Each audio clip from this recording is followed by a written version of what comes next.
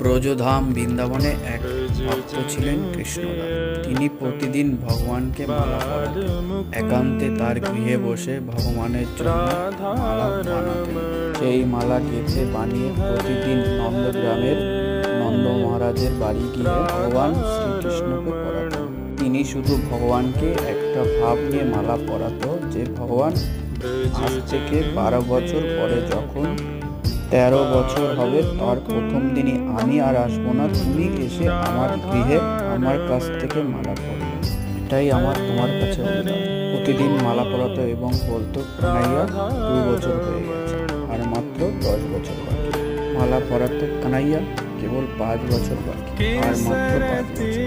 মালা পরাতো, বলতো, কানাইয়া আর মাত্র 1 বছর বাকি। কানাইয়া 6 মাস বাকি। কানাইয়া 15 দিন বাকি।